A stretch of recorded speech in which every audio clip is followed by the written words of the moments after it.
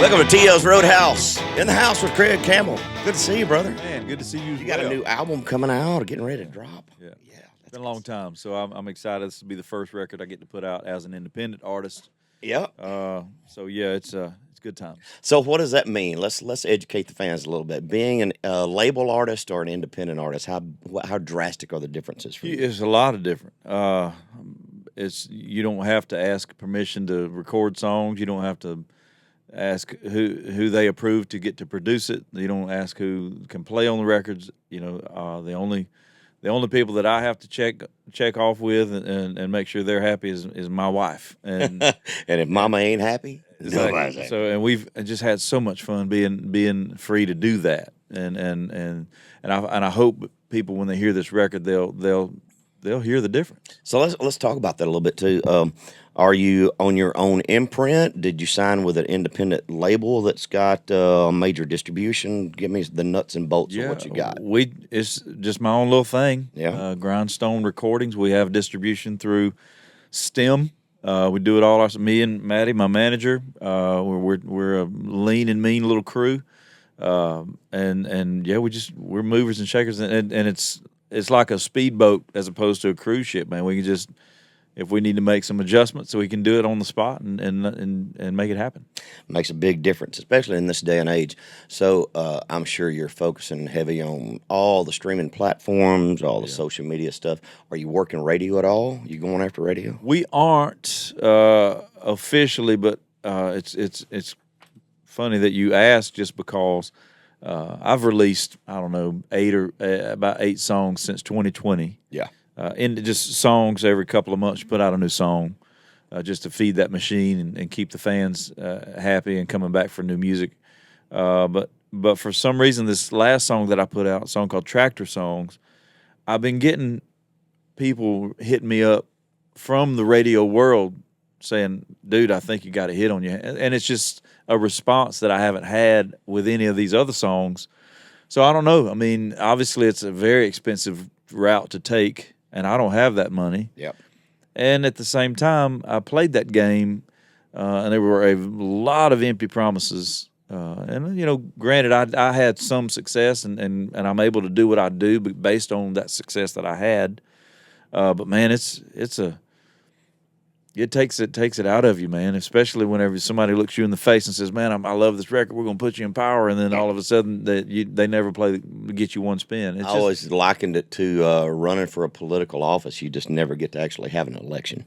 You just running for office all the time. 100%. And it ain't nothing but lies. And, you know, we just had a conversation with a guy recently, and he was a guy that potentially could get it on the radio, and he's like, but you're going to have to go do radio tour. And I'm like, man, I've done that, dude. And he's like, well, I get that. He said, we don't have to go see those guys. He said, but it's been 4 years since you've been on the radio like that. He said, there's a lot of turnover. There's a lot of people that don't know who you are. And so we will have to go visit those people. And I'm like, they're going to have to do it on my schedule just because I'm over it. You know, I love where I am right now, and it's just I'm having fun with it. There's a lot to be said about having peace of mind with where you're at, and I think there's more than one way to skin this cat these days. Sure. There really is. There's a lot of tools at our disposal out there. I know you're probably playing the TikTok game and doing all. What's your favorite? What part of it do you like? What's a little bit more on the frustrating side? I mean, which things? Social media altogether is frustrating. You know, because you can spend all this time and even hire some people to come do some professional stuff, and you think, yeah, this video is going to pop pretty hard, and then it don't. But then you post a video of you just reacting to somebody else's video, and then it goes viral, and you're like, why would somebody want to spend time to watch that, and not only watch it but post it on their stories, and then everybody else sees it, and it's I don't get it, and that's the frustrating part. But I do have fun making posts and seeing people. Like I was doing a podcast the other day, and this guy comes in late. It was a Zoom, and he's like, wait a minute, before we get any further down the road, who's this guy? And he was talking about me, and I told him my name. He's like, dude, I follow you on TikTok. You're hilarious. And he had no idea that I was a singer. So Really? so that was just kind of funny that he recognized me through my TikTok. It's just a different world that we live in, man. The attention span's a lot shorter. You know, it's the little short clips that, and some of it just doesn't make a lot of sense to me. But there are tools. I look at it. I see them all as being just tools to market yourself, ways to reach a different audience, ways to connect with that younger generation, and they're no more or less to me than that. That really is what it's all about. It is, and you know, fortunately, I've seen a direct correlation with streams.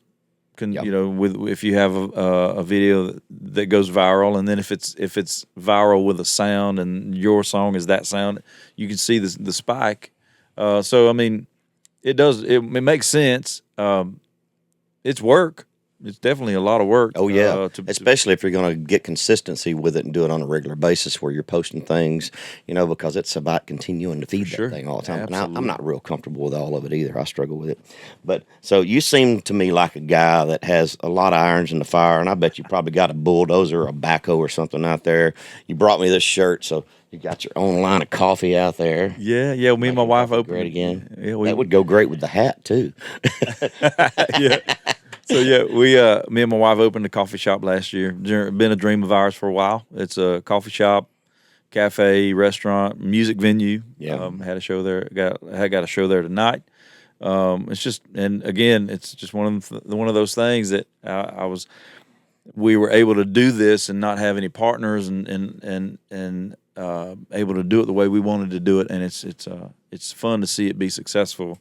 And just, again, having a lot of fun with it. And I think that's as you get to a certain place in life, just having things that you enjoy doing, you know, and having other little revenue streams that come in, it makes a lot of difference, man. And helps with your peace of mind, too. I can't sit by and just kind of piddle around all the time. I got to have stuff going on. No doubt. You know, whether it's out here, you know, messing with things on the farm or, you know, I've got to have something happen. Same. And these days, just with the coffee shop, my girls are full-time volleyball.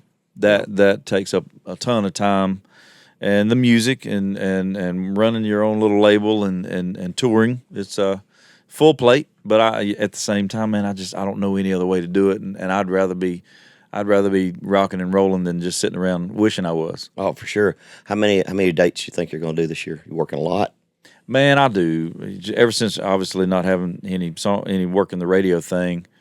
It's a catch-22. When you work in radio, you got 125, 140 dates, but 40 of them are free radio stuff. So I do anywhere from 75 to 100 dates, and super comfortable with that as well. Yeah, that's about the ballpark. That's pretty much what everybody does. Well, when COVID hit, man, did that kind of knock you back? What did you do during COVID? Man, you kidding me? I thought I probably could speak for everybody in our world that you wouldn't, if you'd have said, hey, you won't be able to tour at all. I could never come up with any scenario that would make that happen. Me either. So when it happened, they canceled my March dates, and I said, well, we still got April. Mm-hmm. You know? And then they canceled April.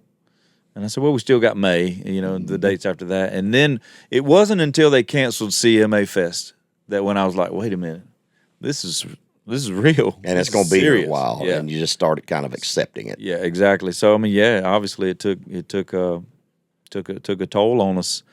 But it was I always try to look for the glass half full stuff. And I was able to focus on not only some other things, but most particularly my marriage. Me and my wife were going through something, and if I would have been touring full time, it wouldn't have been a good situation. Yeah. So I was able to be home and work on that thing, man, and I'm so glad it worked out for me for sure. That's good. I mean, that's a good that you were able to have that time to do that. And I got to spend more time with the kids, and I'm sure it was the same for you, having that opportunity that I never really had before. All the years of touring and missing birthdays and everything else. I mean, I never had been able to spend that much time with my kids. Well, I mean, not only that, you know, my job was taken from me, but they got basically kicked out of school too. So everybody was weird trapped. We were all home. Yeah. So there was. super like awful things about it, but at the end of the day, I think there's more good come out of it for me and my family, and work. Buying a piece of property downtown Eagleville and opening a coffee shop, was able to be there and work on that thing, and so yeah, I like I said, I always look at the bright side. How old are the kids? Kenny is 12, and Presley will be 15 next month. Goes by fast, don't it? Man, yeah. Both mine are in college now. Just like, bam, just all of a sudden, it's like, how did that happen? They say, man, I don't even think about it until I see like flashbacks. Facebook's real good about throwing up memories of even 5 years ago. Like, oh my gosh, you were. And somebody said something the other day that really rocked my world.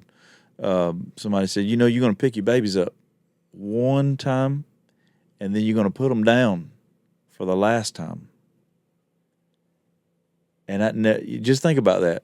You will put your babies down one time, and that'll be the last time you pick them up and hold them like this. Yeah. I can't remember the last time I held my babies, It's been a long time. Yeah. Yeah. It goes by awful fast. Wow. That'll make you ponder.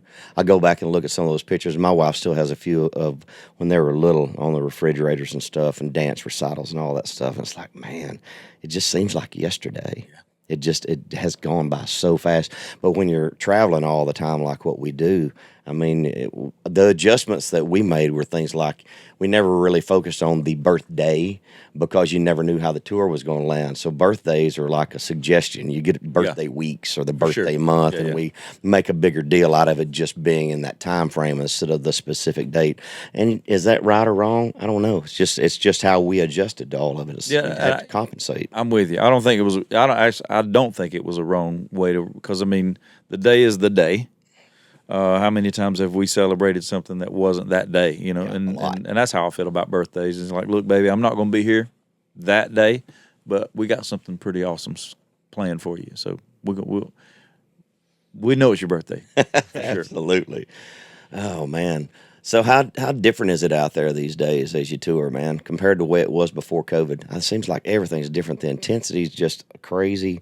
I mean, it feels like for us, hard ticket sales, I mean, these massive festivals, it's just been crazy out there. I think the biggest change that I've seen is, and I'm just being honest with you, I've never been like a great hard ticket seller. But even I always had a consistent amount of pre-sales for all of my shows that I would have some certain clubs and whatnot. But I think the biggest difference since COVID is we'd have a consistent 20-25% of pre-sales not show up. Really? Which is wild. Huh. Like last minute they decide, I don't want to go out tonight. I don't want to do that. Wow. Which is and it's just a strange. I've been trying to think. I don't remember exactly when we first met. I remember the prayer breakfast that we went to a few years ago, probably 15 or 16. Was that when we first met? Was it around about that same time? I remember the breakfast at the Omni that we went to.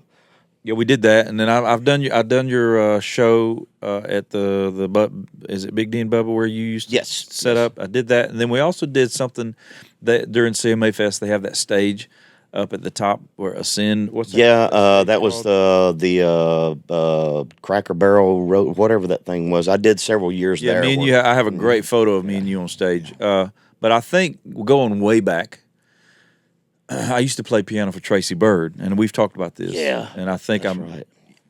I was just a little piano player. Was that during the time that Nestler was there? Was that early on? No, Nestler was before. Yeah, before me. Okay. I was 05, 06. Yeah. I still love Bird, man. We stay in touch. He's been such a good friend over the years, man. He's just a good guy. Yeah, he is. He really is. You have any contact with him anymore? He, when he took some time off a while back, and the number that I had for him, it didn't work anymore, and I don't have his number anymore. But he will hit me up on socials every now and again and say, looking good or congratulations or just small little comments he'll make. Where did you grow up? Georgia? What part of Georgia? Southeast Georgia, a little town called Vidalia. Okay, that's not how far from the coast is that? Well, we're about 90 miles from Savannah. So you were close enough. Yeah. We Savannah was a beach. It wasn't a great beach, but we could definitely go put your feet in the Atlantic Ocean out there, and Savannah was also the place we went to go shopping. Like if you wanted some nice, The big town. yeah, if you wanted some nice shoes, you go to Savannah. I always remember too, Red Lobster. I always thought Red Lobster was the best. Cheddar biscuits. I mean, if that was it, that was the most expensive. That was high class. Yeah.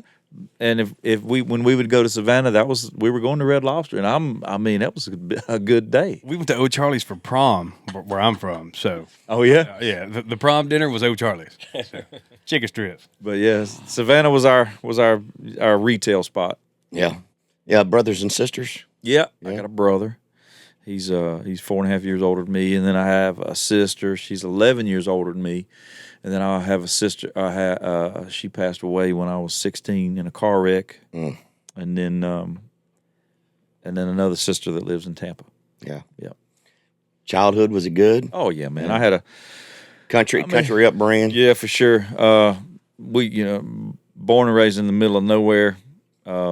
Learn to create your own fun. 100%. And, we live so far out of town that I didn't get to participate in sports and school and whatnot, which in the end I feel like benefited me because I spent most of my time either outdoors or sitting at a piano playing it and working on that. And so yeah, it was good. I feel like I had probably one of the best childhoods. And when you see these memes on social media about leaving your house in the morning and not coming back till dark, and your parents not even worried about it. That's the way it was. Oh, we did that a lot. But Get on now- your bicycle, Yeah. and I'd grab a tackle box and a Zebco 33, and I had 5 or 6 ponds, and I'd leave on a Saturday, and I'd just pond hop all Yeah. day. I'd go all over town, come home with a stringer full of fish, and Man, I think about that too with the things that I used to do, and like my daughter's 14, fixing to be 15. She'll no way. hell no. No. She ain't doing none of that.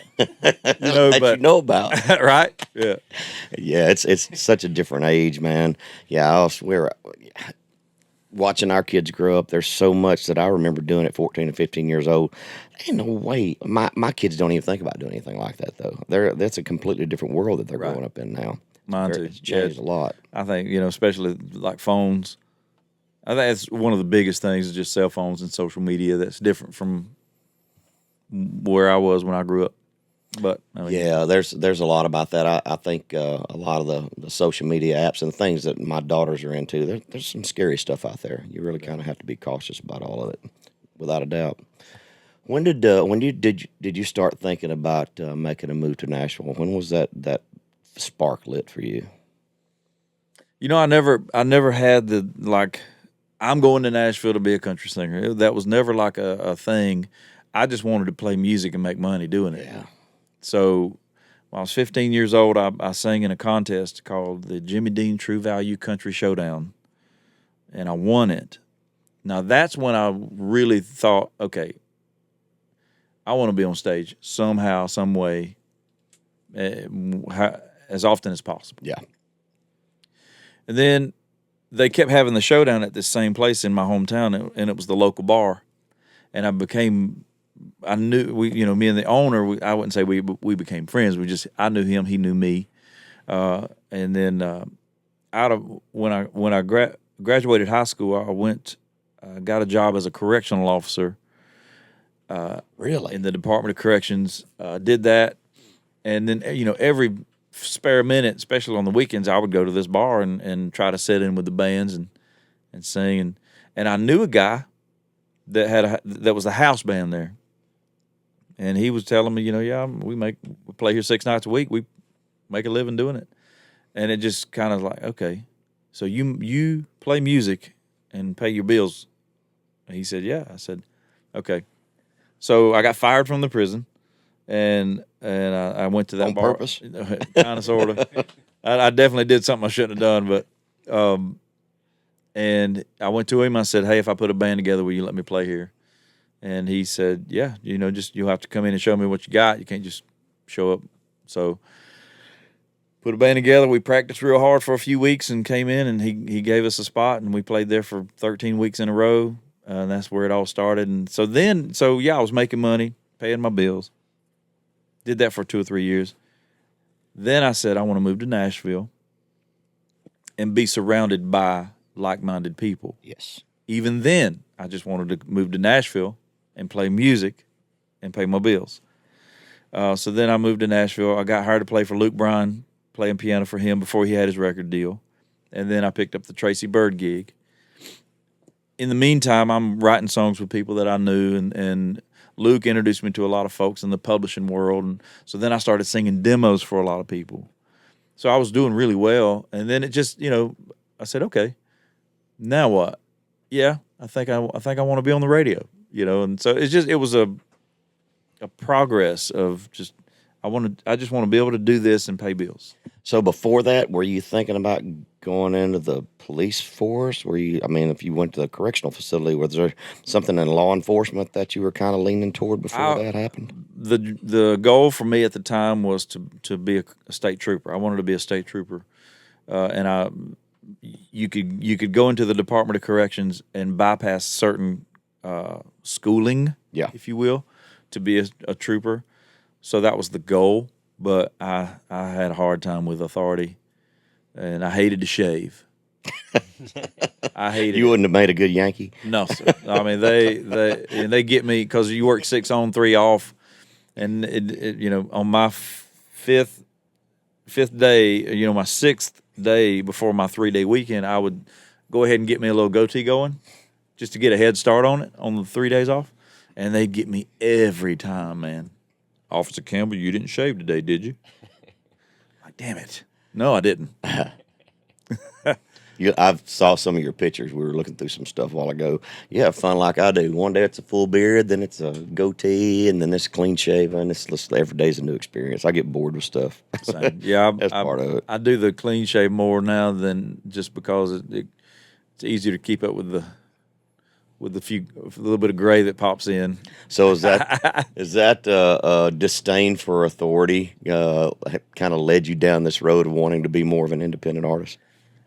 No, I'm very grateful for the first record deal that I got. They did a lot of things for me, and they let me do a lot of my own A&R, and it was a lot different than my second record deal that I had.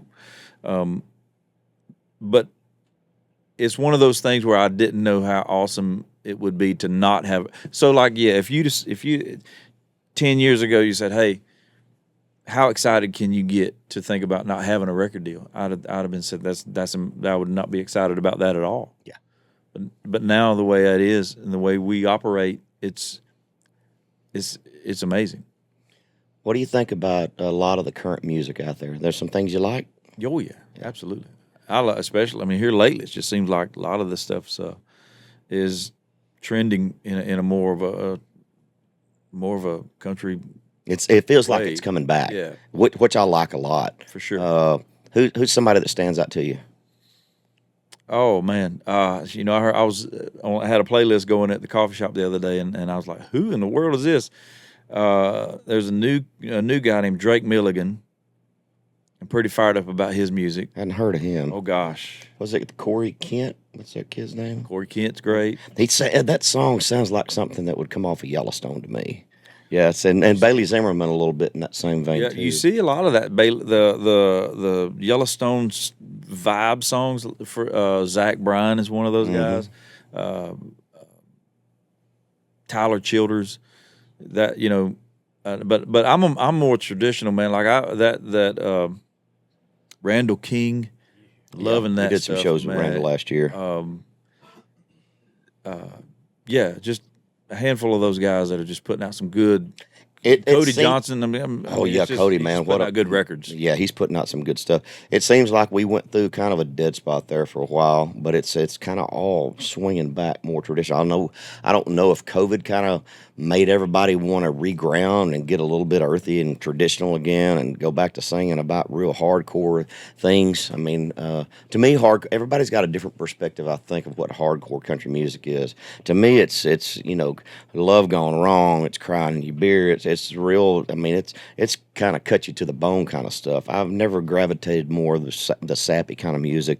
I know it works for a lot of people, but I feel like that hardcore element swinging back more in the direction and coming back around to us. I know you love that stuff too. No, for sure. I mean, the sound is a lot, has a lot to do with it too, and I just feel like there's a lot more of a traditional sound. I think we got so caught up in loops and all that stuff there for a while, and it's good to hear true instrumentation back on a record again, where everybody's cutting with fiddle and steel. I don't mind the heavy electric guitars and stuff, and I even dig a lot of stuff that Hardy's doing. He's pushing that metal envelope a lot. But I mean, there's still, to me, if you look back through the '80s and '90s and all that, I mean, I remember back in the '80s when like Alabama came out, and everybody said, "Oh, they're a pop band." And Restless Heart came out, and they're just a country Eagles. And there's all the stuff that you hear. It kind of ebbs and flows. You had your Kenny Rogers and all the stuff, but the backbone of everything has always come back to traditional country music. It kind of goes off and does its thing, but you've always had that common thread that kind of guides where the music industry is going. We've never lost that. And that's another reason I'm excited about this new record is because it's more that. There's a couple of songs that, you talked about loops. There's a couple, That's part of it. It fit the song. It fit the production. It was like, okay, it fits this song. Let's do that. But there's more than half of this record is all fiddle, all steel, and it's just. But I'm always searching for sounds too. I mean, like I desperately want to find a way to put dubstep on a country record, and I hadn't been able to do that yet. But if it's done tastefully and you can weave it in with a fiddle and steel guitar and all that stuff, I like finding new sounds, and I think they're utilizing a lot. It's one of the first things that I remember about John Party. That first record came out, there was some cool stuff that they did in the solo section of that record that kind of gave it that little bit of extra thing that made it a little bit more hip and contemporary, but it was still a real traditional country song. Yeah, and Bart, his producer, we cut a few things together, and I love working with him because he's got the same mind frame of let's make a country record, but let's all push it. Let's push it a little bit and see how far we can go with it. Are you going to cut a full album? Did you cut a full record, or you just do 3 or 4 songs? This is a double record. It's 16 songs coming out next Friday. 16 songs on the first part, and then 16 songs on the second part. I hope we get back to everybody doing that. We're debating, do we do a 4-song EP on the next one? But as we move to this place in the world where everything, I don't even have a CD player in my truck. I mean, so physical albums, there used to be something magical about putting the packaging together and designing the layout and, going in and really working on the space from song to song, all that. And everything is it's just one song at a time. It's like something's just not the same anymore. And see, I caught the tail end of that with when I got signed to Bigger Picture. It was, they were still working that program of put a song out, work it, try to time it to where you peak and you drop the record at the same time and CDs and whatnot. But that was right at the end of all that, and they started making that transition to more streaming. And so in one sense, I've been playing a little bit of catch up because that was our program, and then we were like, wait a minute, that ain't the program anymore? What's going on? Yeah, it's difficult to adjust to. And I really wish, I caught the tail end of the whole album era. We were just finishing up the cassette thing, and then right after my first release, everything started moving towards CDs. But I miss being in a situation where I could have really done album artwork, man. We missed that whole window. That had to be such a great thing. I mean, because sometimes album packaging was amazing. Yeah. Even with CDs, you get the booklet. You'd have an opportunity to put something really cool together. Yep. I used to.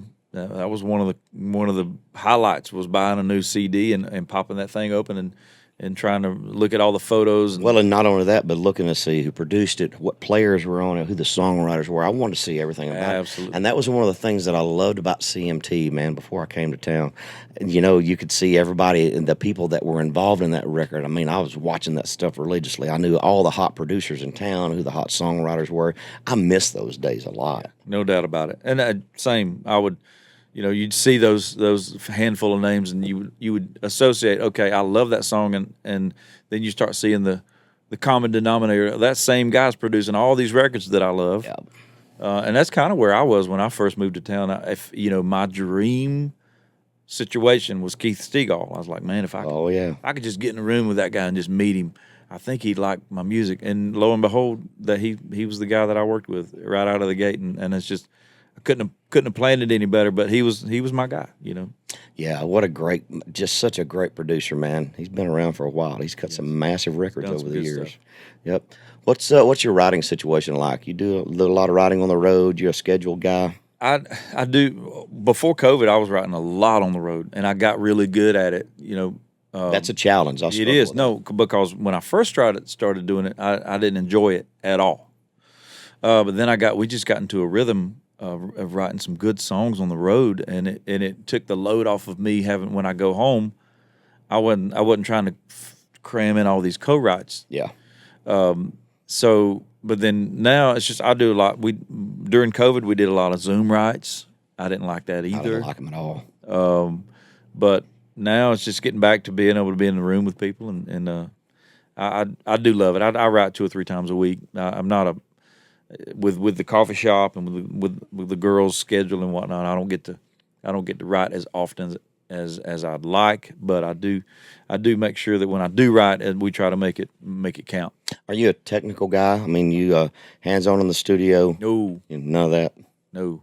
Now I'm I've been dabbling in the producing world, but as far as running the board, no. Yeah. I don't even want to stick my toes in the water. Like No Pro Tools. No, sir. Because I'm obsessive when it comes to stuff like that, and I know I would be consumed. Yeah, it terrifies me. I mean, it's just it's overwhelming. Yeah, yeah, it really is. There's a lot. And when you watch a guy sitting there and he's moving so fast, and the amount of time it would take to learn all that. What's your favorite room to cut in Nashville? What studios have you done work in? Man, I've been doing some really good work here just lately in Station West. Where's that at? I'm not familiar with that. Berry Hill. Okay. Just about a block away from Blackbird.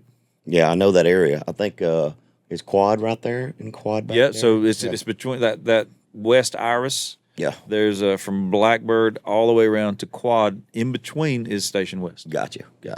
Yeah, man, there's great rooms. I don't know, back in the day when we were cutting at Ocean Way or Starstruck, I mean, some of those big rooms, I don't know how necessary they really are as you move into the independent world. Sonically, once everything's going to Pro Tools anyway, do you notice a difference? I don't. No, I don't either. And my first record we cut over at the Castle.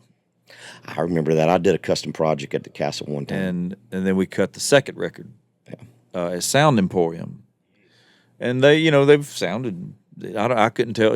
I couldn't tell the difference. And even now, just you go in like at Station West, we do all our tracking, and then I go and cut my vocals in somebody's garage. Yeah. And then we overdub. I'll send steel guitar over to, either Gary Morris or Mike Johnson. They send me back a few passes, and we pick and choose what we like. And that's where he came from, Sound Emporium. He actually was second engineer on a couple of my projects, weren't you? Yes, and yeah. To me, it seems like with today's studio world, and I'm sure I'm going to get some hate for this, but spit it out there, man. You can. The way I see it, the main reason you need to go to a studio is for the microphones and for drums mainly, because everything else can be done at home. But with plugins and triggers on drums now, true. I mean, I can't stand triggers, but I like it to supplement. But you still want the sound. But I mean, having those big open rooms, like you go back to the way that Bonham cut stuff on Zeppelin and all that stuff. Do you really have to have that now? And it's very expensive to have those kind of microphones. This country needs that. Like $10,000 microphones, 2 or 3 of those. It's very hard for a home studio person to have that. So I mean, that's kind of the reason why I would say still go to the studio to do your drums. If you want to do everything else at home, go for it. I mean, we can do vocals right here on the bus. I don't know. If we had a good enough microphone, I did cut last couple of things I cut at Omni, and I do enjoy how the drums are in the room with everybody else. You know? I like tracking with everybody there. Yeah. And the reason that I do, and we're guilty of piecing stuff out on different projects, but there's something special about being in the room with a bunch of really creative people that you're comfortable with. Yeah. Because they might have a brilliant idea or something might spark you.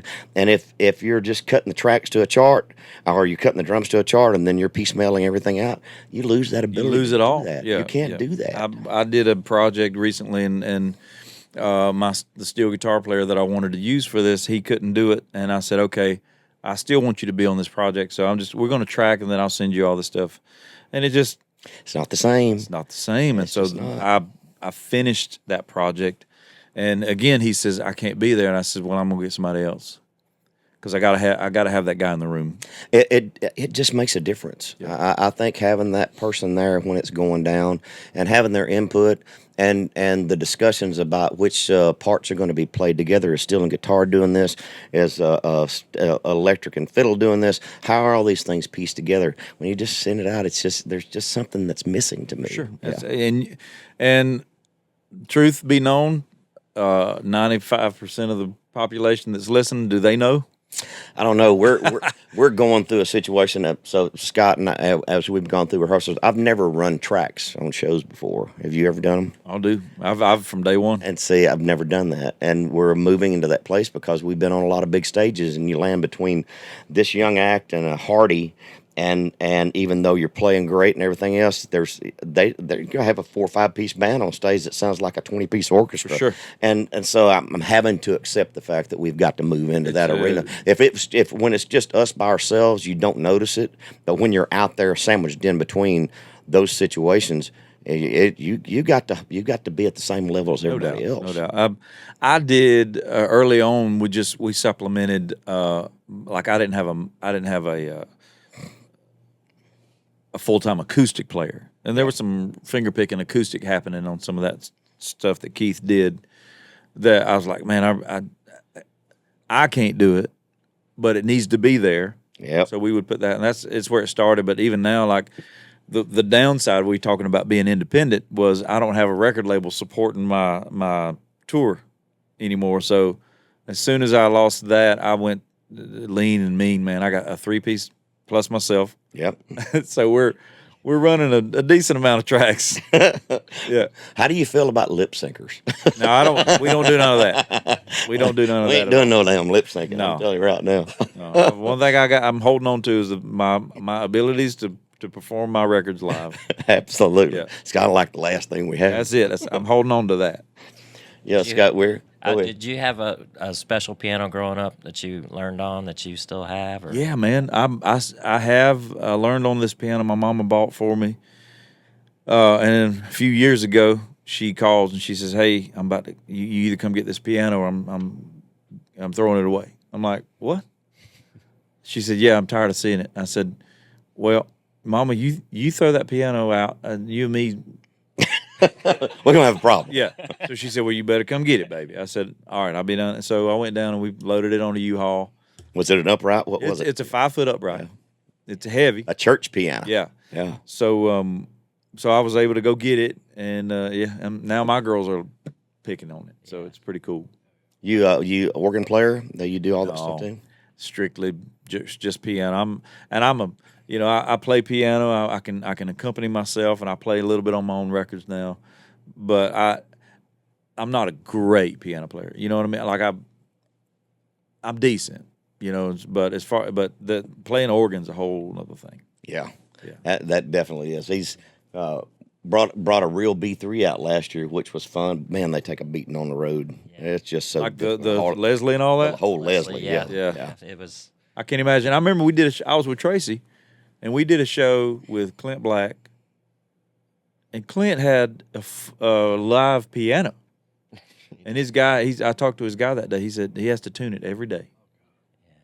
If you move it, then it's. Well, no, he moved it. It was See, live. I don't know how practical that is. Me either. Now I know like Vassar. I mean, and a lot of those guys they have their boxes that fold up that their keyboard lays in, so it looks like a baby grand. Right. And, but trying to tune a Well- piano every day, that's tough. Even opening the door at the studio, you want to wait till after you get loaded in and the air conditioner's contained before you bring your tuner in. Yeah. Speaking of that, I was with Tracy. We were out in Grand Junction. What's that big festival in Grand Junction? I know Country Jam or that's Country Jam because it was like a Bob Romeo date. I've played it several times. Yeah, so we were with Brooks and Dunn, and I was sitting at catering. I was talking to the band man. I was like, man, I sure would like to carry around a live piano, and he said, have you looked at it? I said, no. He said, go check it out. And sure enough, that's the first time I realized they were real. They were putting digital pianos inside these cases, and I said, I'm getting one of them. Yes, sir. With so many moving parts on stage, I mean, if somebody accidentally bumps that, Oh, yeah, you're gonna have done. to retune it. It's God, it'd be a nightmare. And it's less about that Like somebody's than it out is about the temperature, Right. the Yeah. fluctuating temperature. What if the sun pops out from behind a cloud and all of a sudden you're heating that piano up and then it goes away? I mean, and most pianos are have a black finish, which makes them get even hotter. yeah. So yeah, I have one now. I have one built. It looks like a bar. That's when I We play. like that. When I play on the road, it's built. What's his name? Billy Alcorn made it for me. Yeah. I've been watching these things, man. These guys tearing the strings out of pianos and putting bass strings on their piano. I watched this one the other day with a guy that was putting electric charges through it, trying to make it striking on a steel plate, and the electricity was tuned to different notes on the piano. Craziest stuff that I ever saw. Yeah. I go My down a brain lot of don't- rabbit holes. I was man. gonna say my brain don't. I go down all kinds of rabbit holes. You don't want to go up there. It's been pretty fun though. Yeah. But do you follow politics? You into any craziness in the world, man? I'm sure we all have opinions. Actually, you're looking at the newest addition to the City Council of Eagleville, Tennessee. God bless you, sir. Congratulations. I'm City Councilman Craig Campbell. Mayor coming soon. No. I just City Council. I just wanted to be. I have a business downtown in Eagleville, and I just want to be a part of some of the decisions and hear about. I want to know about things before they happen, and so I don't. I may hate it in a little while, but as of now, I'm intrigued by these meetings that I'm going to. But politics, yeah. I mean, Isn't that funny how you wind up doing things as you get older that you never thought you'd do, Never. or said I'd never get Somebody into said- politics. But as you get older and things settle in your life, and you realize that the things going on around you have a direct effect on your life. Absolutely. And a lot of it you might not agree with, and if you find yourself in that situation and you think you can do something about it and make a difference, sometimes you just got to step in. Yeah, and that's for the city of Eagleville. That's how I feel. Yeah. I also feel like when you talk about politics, sometimes I just feel like there's nothing we can do. I feel very frustrated. Yeah, there's a lot of that has happened. You see things happening, and you're like, well, okay, what would I do to make any kind of change? And it's And like, what worries me the most, I mean, your kids are just a little bit younger than mine. I already lived my life, man. It ain't gonna make no difference to me. I mean, I'm on the backside, but what about my kids and my grandkids? That's I worry about. Us lose where God's not an everyday part of people's lives. I mean, we've lost the fabric of what I thought made this country. I don't know if we can ever get it back. that's what scares me the most. Yeah. Like I listen to a ton of conservative podcasts and YouTube, and they always talk about you standing up, and then okay, well then what? It's like it's hard if you're the one guy standing on that mountain Well, if you stand up, and sometimes it's not even having a disagreement or a difference of opinion. Sometimes it's not having the right opinion for the situation that they're in, and then the mob attacks you. Yeah. So I mean, it's very tough. frustrating. It is. I follow guys like Jordan Peterson. He's Oh, yeah. taking a huge beating right now. But I've really been inspired by a lot of those guys, more on the intellectual side, people that actually make philosophical sense about what I see with what's going on in the world, because so much I see doesn't make sense. I can't reason it in my brain. That's I would say if there's the one frustrating part about all of it, is it's not rooted in common sense. It doesn't make sense. It don't make sense at all, a lot of this stuff. And it's just It's like the Stranger Things. We're living in an upside-down world. upside down, We really are. no doubt. You had a Christian background. Would your mom play piano in church? Is that where you No, I played piano in my church. So it didn't come from your family. It came from my mama's side. My mom was a great singer. My brother's a great singer. My grandma played guitar. My mama's brother played lead guitar in a Kiss cover band. No kidding. Did they do the makeup and everything? Oh, yeah. Got some great photos. That's awesome. He played the Flying V Wow. guitar. So it's definitely from my mama's side. Yeah. Yeah. Wow. I was looking for a band to play a Halloween party a few years ago, and I stumbled across Mini Kiss. Have you ever seen them? I have. Yeah. I have. Yeah, I thought about hiring them. I've heard they put on an incredible show. That really play their instruments and do the whole thing. I'm pretty fascinated by all Are that. their instruments full size? I don't know. I've always threatened to fire the band and hire little people to be in the band, double them up in bunks, and pay half the price. Yeah. Get rid of one bus. Yep. Get back down to one bus. We still do the podcast. We can still do the podcast. We could actually make one bus a double decker. Yeah. Oh my goodness. That's actually pretty funny. Yeah.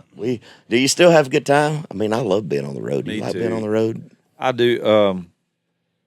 I was actually having a conversation with a guy this morning. COVID has opened up a few doors about just going out and doing stuff by myself. Yeah. You know, and as far as just being financially good decisions, keeping your overhead down. But there's just no replacement for the live show, man. You get into a room full of rowdy country music loving, beer drinking, just folks that are excited that you're there, and then I'm excited that they're there, and we have a good time, and it's something that cannot be replaced. And I break music up into three pieces. You got your creativity part of it, where you're writing the songs, you got the studio, the production side of it, and then the live portion. And I can't see being happy without doing all three. And I get asked a lot, what's your favorite thing? Would you rather do the record live? Obviously, I love the live. That's the instant gratification part of it. But there's something about the recording process that is timeless because it's capturing that moment, and that moment can perpetuate long after we're gone. That live performance is here and gone. Yeah. But that record, man, when you have a hit record, even writing one for somebody else, that's going to be around for a long, long time. There's something very special about that. Absolutely. And talking about in the studio, and I remember the first time I wrote a song. You got your little work tape and you can listen to it on your phone, but the first time you heard it come in the band playing it in a studio, and it's like, wow. And the first time you hear it coming through your car radio. Yes, that a song that you wrote. I mean, you can record songs that you didn't have anything to do with on the front end, but yeah, it's extra special when it's a song you wrote. Well, do you remember the first time you heard yourself on the radio? Oh yeah. Where were you? I was in that stretch between Chattanooga and Nashville. Wow. We had just lost the Chattanooga station. No. We were between Atlanta and Chattanooga, coming back on a radio tour.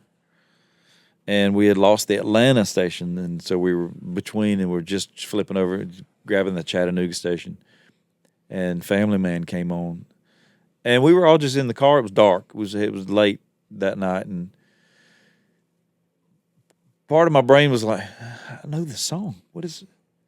And then I was really like, okay, well, that's me. But then we had CDs, so I'm thinking maybe somebody put it on, put the CD in, and then it just hit me that it was on the radio, unsolicited. It was like, yeah, I cranked it up and I started singing along like a damn idiot, and just. It was crazy. It was a good moment. And again, I'll never forget it. So when you're leaving out of here today and you're in the truck and if one of your songs comes on the radio, do you turn it up or you change the channel? Oh, no, I turn it up. Absolutely. You never know. It depends on if anybody's in the car with you. My wife makes fun of me all the time. And I get asked, what are you listening to the most? And it's me. I love listening to myself, man. I do. Especially like now, like we're working on this new record. Well, that's different when you're working on music because you got to critique it for a while. Yeah, you got to make sure everything's just right. but yeah, I do. I'm a fan of myself. That's good. Yeah. Well, if you don't love you, who will? Right, exactly. Got to start somewhere. That's awesome, man. Brother, it's really been good sitting and visiting with you and getting to catch up. It's been too long. Likewise. Thank you for sharing a little time with me. My pleasure. Tell me, so the album's name is The Lost Files. Lost Files. Exhibit A. Okay. And it is out now. By the time this podcast comes Yeah. out, it will be out. Would you say there's 16 songs on it? 16 songs. I wrote 11 of them. The next batch will be out sometime in the summer. And social media, what's your website? CraigCampbell.tv is the website, but then all the social media, whichever people can go, is at Craig Campbell TV, except for TikTok. TikTok has to be weird. I think I created a Craig Campbell TV account, and now I don't know how to get back in it. So my TikTok is Craig Campbell Music. Gotcha. Yeah. So the coffee shop, are you bagging up your own coffee? Is there No, it's just or just order you? We're a cafe, restaurant, coffee shop, music venue in Eagleville, Tennessee. It's called Grindstone Cowboy. Gotcha. Yeah, Gotcha. come see us. Thank you, brother. Always Thank you, a pleasure. Man. Pleasure's mine. Peace out. Yep.